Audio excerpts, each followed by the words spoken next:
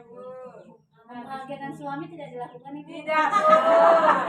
Ya, memang bantuan PKH ketika cair itu hanya untuk memenuhi kebutuhan pendidikan dan sekolah. Jadi bulan kemarin kita pertemuan tanggal berapa Ibu? Tanggal 12. Pembahasannya atau materinya soal stunting. Ya, ibu-ibu yang masih mengingat atau mungkin pengertian dari stunting? Siapa yang ingat Ibu? Ada yang bisa ngasih tahu stunting adalah? Coba Ibu, silakan Ibu. Ulang Ibu. Pertumbuhan anak yang tidak normal. Pertumbuhan anak yang tidak normal. Jadi anaknya itu bertumbuh tapi tidak sesuai dengan usia dia kan Ibu-ibu. Jadi kenapa anak bisa terkena stunting Ibu-ibu? Ada yang tahu? Karena apa pertama Ibu? Ya, kekurangan gizi. Jadi keluarga harus memenuhi gizi anak. Stunting juga bukan hanya terjadi karena kekurangan gizi Ibu, tapi ada juga dari pengaruh stimulasi. Stimulasi itu adalah rangsangan yang kita berikan kepada anak, baik itu dari kandungan dan setelah anak lahir. Jadi dalam pencegahan stunting kita harus melakukan namanya pertama memenuhi gizi keluarga. Yang kedua memberikan stimulasi. Ya, stimulasi itu dilakukan dari anak usia 0 sampai 6 tahun. Ya, kalau orang ibu ingat, ibu sering nggak bermain bersama dengan anak? Ya. Mengajari anak untuk bicara. Ketika kita mengajari anak bicara, itu adalah stimulasi juga bagi pertumbuhan anak. Jadi kalau kita mengajari anak berbicara, jangan pernah kita ucapi kata-kata yang terpenggal-penggal ibu-ibu. Contohnya, kalau kita mengajak anak makan, mari kita makan. Atau mungkin kalau kita menjawab pertanyaan anak, Mak, itu apa ya? Kalau ditentunya mungkin suatu pohon, ibu bilang begini, makanya dia pohon mangga. Itu mangga ya, gitu ya. Jangan kita kurang-kurang katanya supaya anak itu bertambah pengetahuan kosakatanya atau bisa berbicara lancar.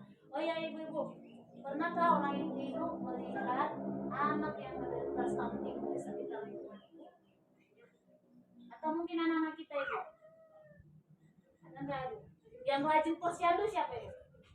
Ya, yang punya anak balita. Kalau kita posyandu ibu-ibu, anaknya ditimbang aja atau gimana ibu? Ditimbang. Terus apa lagi ibu? Apa lagi bu? Ditimbang, diukur tinggi badan. Ya dalam buku kia kan ada ibu kan alurnya itu ada namanya tabel ya. Kalau makin ada 3 warna grafik kan, ada warna hitam, biru dan merah. Dan mungkin kita sesekali seringlah bertanya kepada petugas kesehatan bagaimana kondisi anak kita.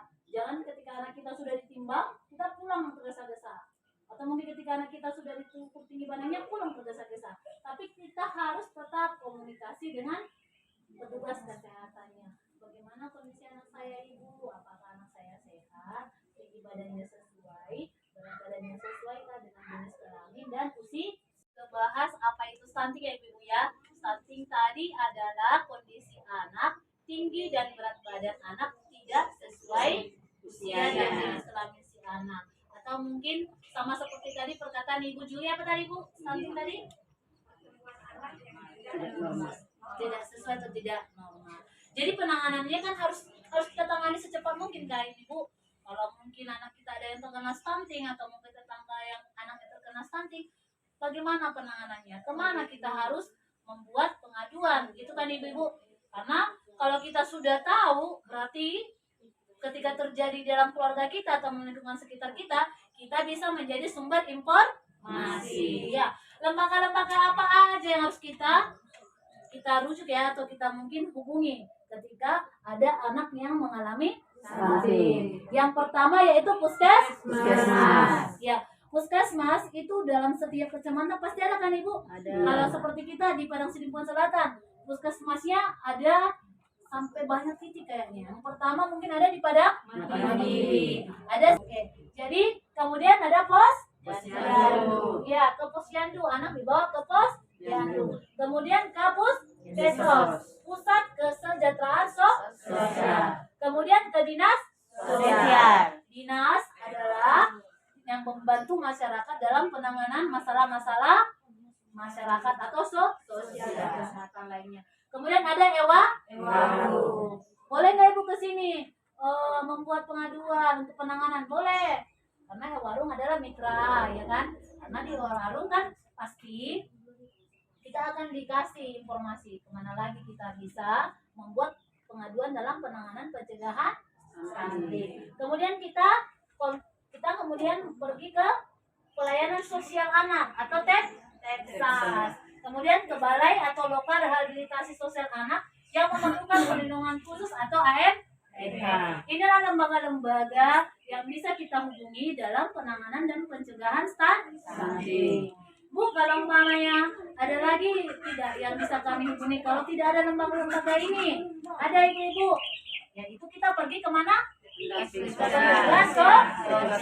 pertama apa Ibu? Pendamping sosial. Ya, boleh pendamping PKH, sembako ya, yang sering kita jumpai. Apalagi kalau kita penerima PKH ya Ibu ya, kita tiap bulan mengadakan P2. Jadi kita boleh menghubungi pendamping PKH. Kemudian pekerja sosial. Kemudian penyuluh sosial dan relawan sosial. Mereka ini kan Ibu ada di setiap desa, kelurahan, atau mungkin kecamatan dan kabupaten kota. Jadi Ibu sudah paham ya. Dan kalau bisa Ibu informasi yang kita dapat hari ini boleh kita berikan kepada siapa tadi? Keluarga. Kemudian kepada teman, tetangga, dan masyarakat. Supaya mereka mengetahui ketika ada anak atau tetangga yang mengalami stunting supaya cepat mendapatkan penanganan. Ya Ibu, itulah ya.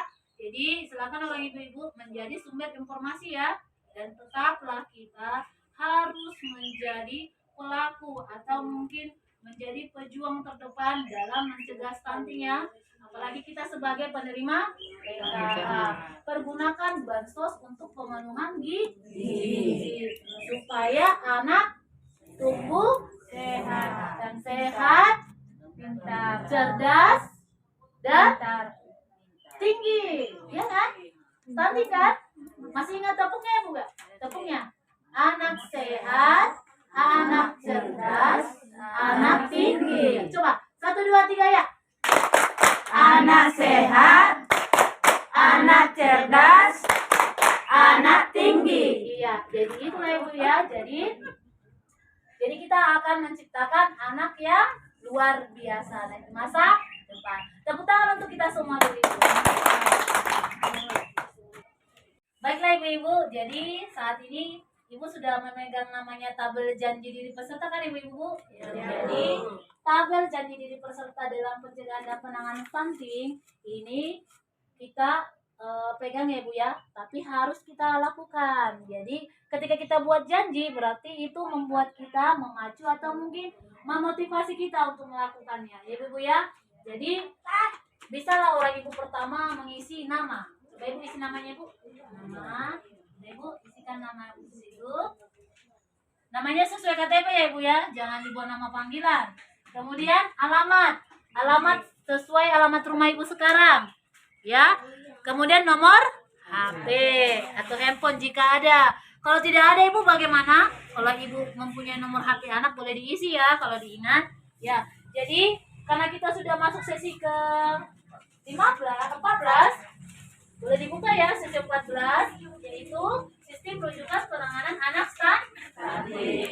Ya silakan Ibu buat tanggal dan bulan hari dan tahun hari ini.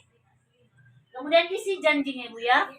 Apa janjinya Ibu? Mungkin Ibu buat janjinya mungkin ke posyandu atau mungkin membawa anak berobat karena mengalami stunting ya. Oke, coba Ibu pelaksananya diisi. Apakah sudah dilakukan? Sudah? Biar nanti saya baca dan mungkin bisa saya cek Ibu-ibu ya. Nanti selesai dari P2 K2 itu nanti tabel janjinya dikumpul ya Ibu. Ya Bu ya. Jadi segala janji yang kita buat di sini mari kita penuhi. Kalau memang ada kendala, boleh komunikasi lagi kepada pendamping. Ya, baiklah Ibu, silakan Ibu diisi dan dikumpul ya. Berikutnya ya, tapi sebelum kita masuk untuk berikutnya, kita tepuk semangat dulu ya. Bisa Ibu? Bisa. Nah, tepuk semangat. Semangat. Semangat. Jadi kita bisa buat kelompok untuk diskusi ya Ibu ya? Bisa? Bisa? Siap dong? Siap. Ya siap lah, namanya Ibu PKH ya, harus bisa. Karena ketika kita sudah mengetahui soal stunting dan bagaimana cara penyelesaian atau mungkin kemana saja kita mendapatkan layanan kesehatannya, bagaimana prosesnya, berarti ibu-ibu sudah bisa menyelesaikan kasus atau mungkin permasalahan yang akan saya kasih. Bisa ya Ibu ya? Bisa. Tepuk tangan untuk kita dulu Ibu. Terima kasih. Jadi kita akan dibagi dalam 2 kelompok. Kelompok pertama orang Ibu Juli, kelompok Ibu Juli ya. Kelompok kedua Ibu Ika. Ya, kasus yang pertama yang harus ditangani atau mungkin diselesaikan, oke Ibu silakan Ibu kelompok Ibu Juli, saya bacakan soalnya Ibu ya. Silakan ditulis ya Ibu ya. Oke. Pada hari ini Asep genap berumur 3 tahun. Akan tetapi sang ibu melihat tinggi badan Asep tidak seperti anak seusianya. Orang tua Asep sekarang sangat khawatir melihat perkembangan anaknya, tetapi tidak mengetahui apa yang harus dilakukan. Asep tinggal di dusun yang sangat terpencil, tidak ada fasilitas kesehatan, dan tidak memiliki uang untuk pergi ke fasilitas kesehatan. Ibu Asep hanya sering bertemu dengan pendamping PKH yang mendatanginya setiap bulan sekali. Apa yang harus dilakukan oleh orang tua Asep itu untuk tugas kelompok pertama. Kita ke kelompok kedua. Silakan Ibu, kelompok 2. Nina sekarang berusia 4 tahun, namun tinggi badan dan berat badan tidak sesuai dengan anak pada usia 4 tahun. Selama kehamilan Nina, sang ibu memang mengalami kurang darah karena tidak makan makanan bergizi. Karena ibunya tidak memanfaatkan bantuan sosial untuk memenuhi gizi. Sekarang Nina tidak terbiasa makan makanan bergizi dan kondisinya semakin memburuk serta sakit-sakitan. Nina sering menjadi bahan olok-olokan teman-temannya. Apa yang harus dilakukan keluarga dan masyarakat melihat kasus ini? Ya, itu ya untuk kelompok 1 dan kelompok 2. Jadi masing-masing kelompok silakan anak ibu berdiskusi, kemudian menentukan siapa yang berperan menjadi tokoh dalam cerita tadi ibu ya. Kemudian pihak-pihak apa saja yang perlu dilibatkan dalam kasus tersebut. Jadi ketika ibu berperan, ada juga yang harus dilibatkan di situ. Kemana aja kita membuat pengaduan untuk penanganan layanan untuk stunting tadi. Ya, kemudian ibu menceritakan atau memerankan cerita tersebut di hadapan kelompok lain. Oke ibu, bisa? Bisa ya. Kita kasih waktu selama 10 menit. Oke ibu, silakan berdiskusi. Iya, yang pertama silakan untuk kelompok 1. Mulai ibu.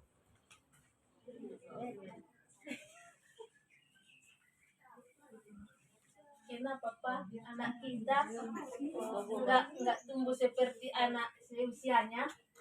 Iya ya Bu, memang sepertinya pertumbuhan anak kita kurang begitu baik. Bagaimana kalau Ibu mengatakan kepada pendamping supaya ada solusinya buat anak kita?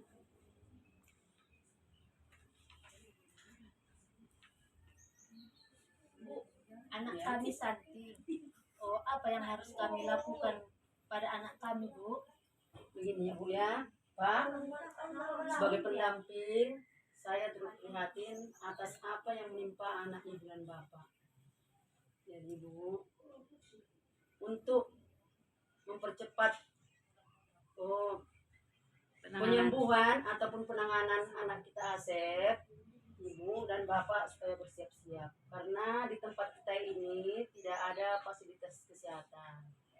Yang ada cuman saya sebagai pendamping supaya Asep mendapat penanganan yang serius dari tim medis, kita akan segera membawanya ke puskesmas. Kalau sudah dari puskesmas nanti, ternyata di puskesmas kita dirujuk ke rumah sakit, ibu dan bapak harus bersiap-siap ya, harus bersedia. Begitu ya Bu ya, Pak. Makasih ya Bu. Sekarang kami sama papanya pergi lagi puskesmas. Iya. Tepuk tangan untuk kelompok 1. Oke, kelompok 1 sudah selesai memaparkan kasus ya Ibu ya. Terima kasih dengan ide-idenya tadi ya. Udah banyak kita dapat tadi, luar biasa ya.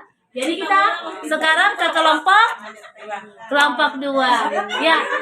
Silakan kelompok 2.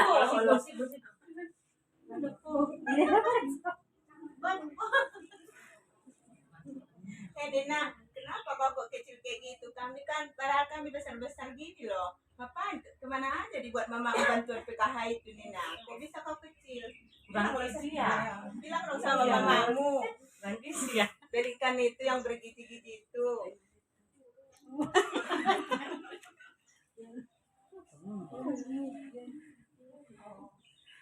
Ada apa ribut-ribut? Ada apa? Oh ini loh Bu, masa di kecil kayak gini padahal bantuan PKH-nya lancar kok. Nina kemana bantuan ibu? Apa nggak pernah dikasih makanan bergizi? Bu, kalau dapat bantuan, usahakan berikan makanan bergizi untuk anak-anak. Selebihnya bisa dipergunakan untuk sekolah atau apa. Jangan tinggalkan untuk keperluan gizi anak agar anak kita sehat dan tidak stunting. Dan itu juga kalau memang ibu tidak tahu misalnya kemana kita untuk membawa anak kita ini supaya bisa mendapatkan perawatan yang baik agar pertumbuhannya sesuai dengan usianya, kita bisa membawanya misalnya ke puskesmas. Kalau memang puskesmas yang ada di tempat kita ya Bu ya. Jadi ibu jangan menyepelekannya, nanti dia begini Bu, diajak sama teman-teman.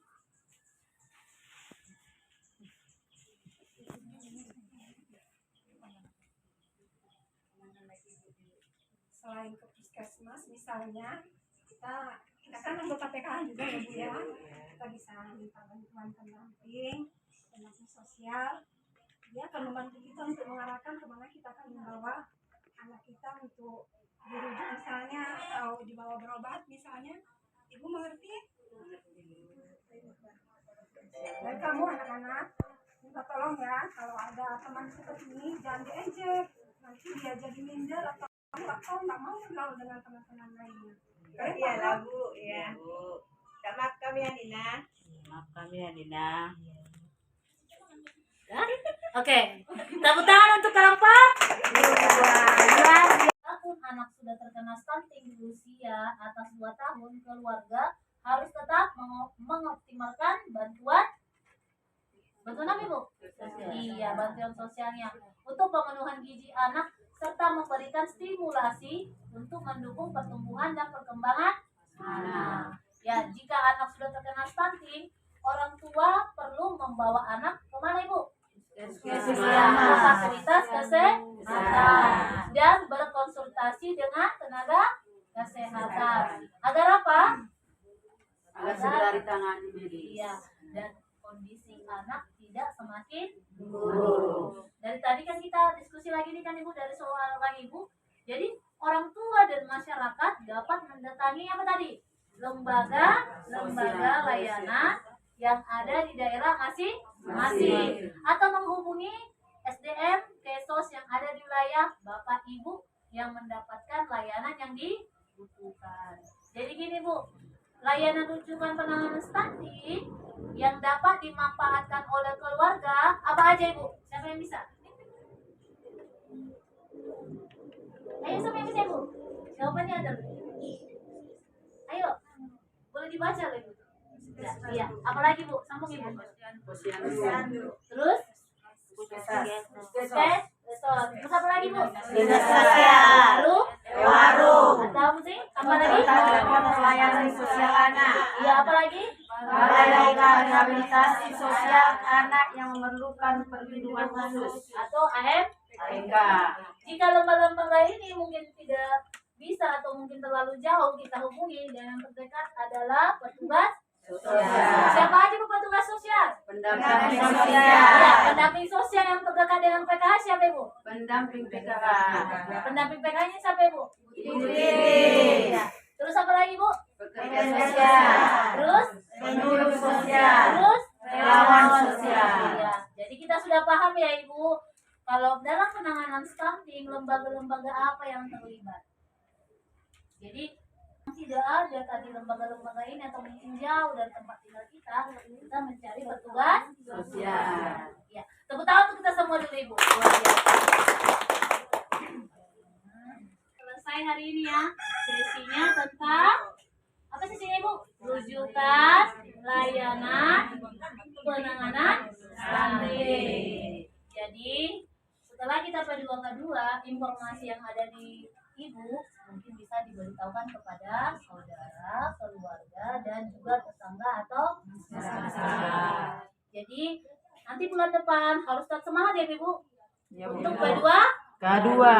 Coba Ibu, bagaimana Ibu tepuk P2K2 masih ingat? Masih. Coba Ibu sama-sama ya. Tepuk P2K2. Pertemuan peningkatan kemampuan keluarga. Iya. Jadi kita akhiri ya pertemuan kita hari ini. Jadi sampai jumpa di waktu dan kesempatan.